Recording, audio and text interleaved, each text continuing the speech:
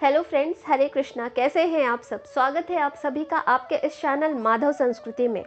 ब्रह्मा सिद्धांत के अनुसार यस्मिन् मासे न संक्रांति संक्रांति द्वयमेव वा मल मासः स विज्ञेयो मासे त्रिंशतमे भवेत्। अर्थात जिस चंद्रमास में संक्रांति न पड़ती हो उसे मलमास या पुरुषोत्तम मास कहते हैं। इस बार 18 सितंबर 2020 से पुरुषोत्तम मास का आरंभ हो रहा है। पुरुषोत्तम मास, जिसको अधिक मास, मल मास इत्यादि नामों से भी जाना जाता है। पुरुषोत्तम मास 18 सितंबर से लेकर 16 अक्टूबर तक रहेगा। पुरुषोत्तम मास हर 3 साल में एक बार आता है। यह मास का आरंभ शुक्रवार के दिन हस्त नक्षत्र में हो रहा है और इसका अद्भुत संयोग है कि समापन में शुक्रवार हस्त नक्षत्र में ही होगा। यह नक्षत्र धार्मिक कार्यों के लिए अति श्रेष्ठ माना जाता है। इसका मतलब ये है कि आपके पास लगभग कुल 1 महीने होंगे जब आप अपनी बौद्धिक क्षमताओं को बढ़ा सकते हैं। पुरुषोत्तम मास में इस बार 1 बार अमृत सिद्धि, 7 बार सर्वार्थ सिद्धि, 9 बार रवि योग तथा 1 बार अति श्रेष्ठ रवि पुष्य नक्षत्र का संयोग बन रहा है, जो बौद्धिक क्षमता के विकास के लिए और धार्मिक दृष्टिकोण से अति फलदायी साबित होगा। इन योगों के चलते मनुष्य अगर भगवान विष्णु और श्री कृष्ण की आराधना, दान, पुण्य, मंत्र सिद्धि जो भी करेगा उसे कई गुना फल की प्राप्ति होगी। यह तपस्या का मास होता है। आप चाहे कितने भी व्यस्त हों, इस मास में पूजा पाठ, दान, पुण्य जरूर करना चाहिए। इसका फल आपके 7 पुष्टों तक को मिलता है। पुरुषोत्तम नाम आखिर इस मास का क्यों पड़ा? पुरुषोत्तम भगवान विष्णु का नाम है, इसीलिए अधिक मास को पुरुषोत्तम मास भी कहते हैं। इसकी एक पौराणिक कथा है जो मैं आपको संक्षिप्त में सुनाती हूँ। ऋषियों ने अपनी गणना पद्धति से हर चंद्रमास के लिए एक देवता निर्धारित किए। अधिक मास सूर्य और चंद्रमा के बीच संतुलन बनाने के लिए प्रकट हुआ, तो इस अतिरिक्त मास का आधिपत्य करने के लिए कोई देवता आगे ना आकर अधिक मास का परिहास करने लगे और उन्होंने अधिक मास को त्याग दिया और बहुत कुदृष्टि से अधिक मास को देखते हुए मलमास नाम से उपाधि दे दी। मलमास का मतलब त्यागा हुआ।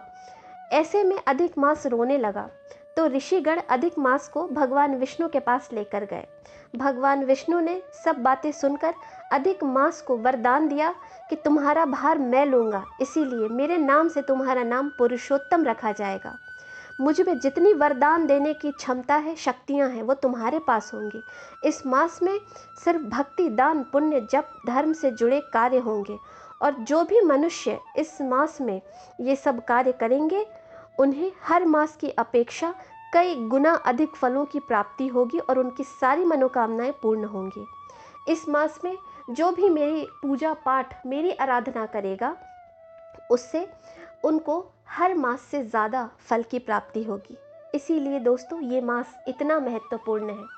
तो आइए दोस्तों अब ये जानते हैं कि इस मास में आपको करना क्या चाहिए।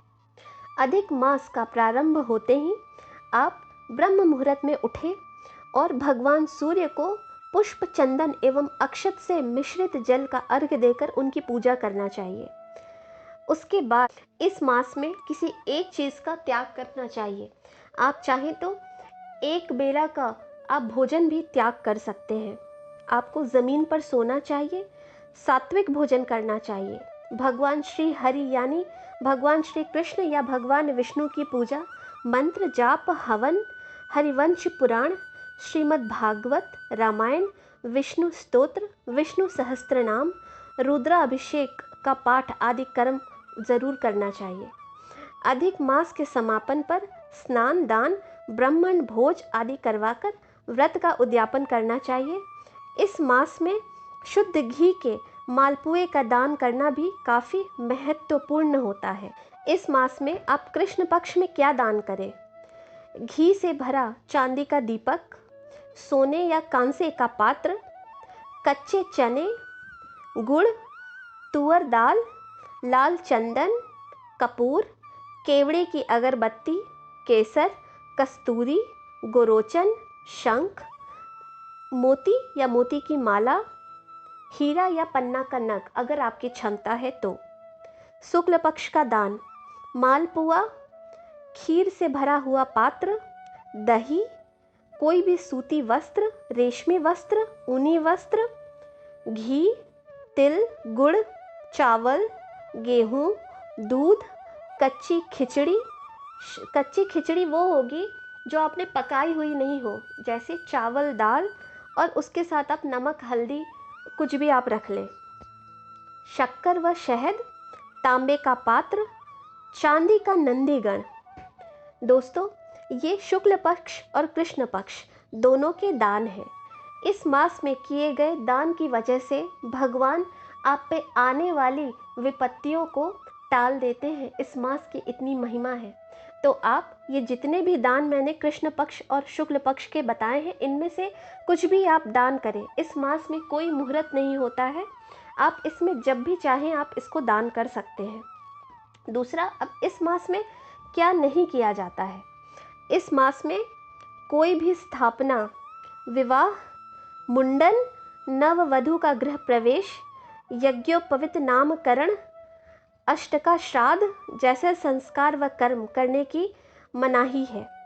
तो साथ ही कुछ नए वस्त्र खरीदना या नई कोई भी खरीदारी, जैसे कि कोई वाहन हो, घर हो, ऐसी कोई भी बड़ी खरीदारी का निषेध माना गया है। तो आप मलमास में कोई नया व्रत भी उठा नहीं सकते। तो इसीलिए अगर आपकी कोई भी मंशा हो किसी व्रत को उठाने की, तो आप इस मलमास के महीने में कोई व्रत न उठाएं।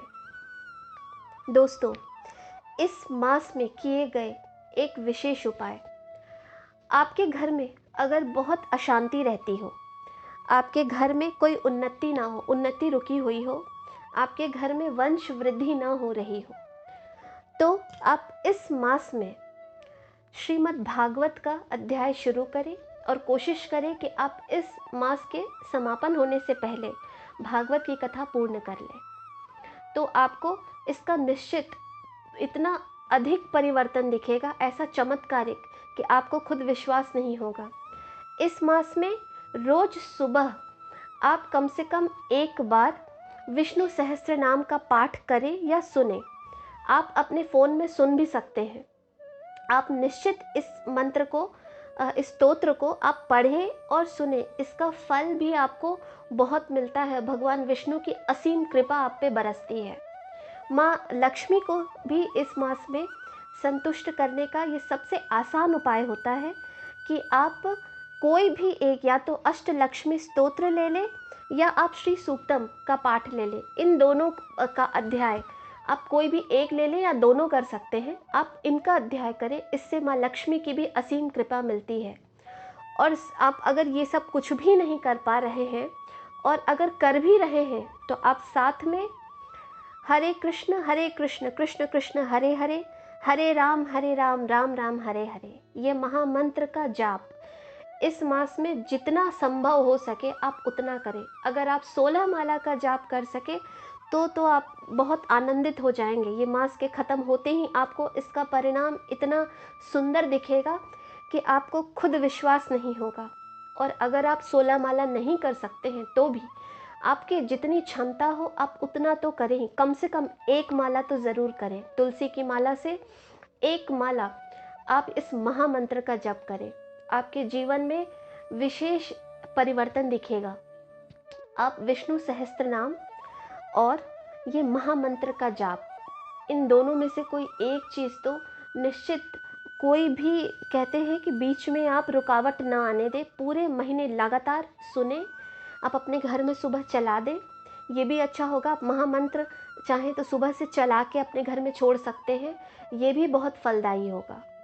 दोस्तों, ये कुछ पुरुषोत्तम मास की जानकारी थी जो मैं लेकर आई हूँ। आने वाले समय में आपको पुरुषोत्तम मास की मैं और भी कई जानकारियाँ दूंगी और कई मंत्र, कई उपाय और टोटके बताऊंगी जिन्हें करके आप अपने ज़िंदगी में बहुत चमत्कारिक परिवर्तन कर सकते हैं। उम्मीद करती हूँ दोस्तों आज की ये वीडियो जानकारी आपको अच्छी लगी होगी। अगर आपको ये जानकारियाँ अच्छी लगी हों तो मेरे इस चैनल को सब्सक्राइब करें और बेल आइकन को क्लिक करें।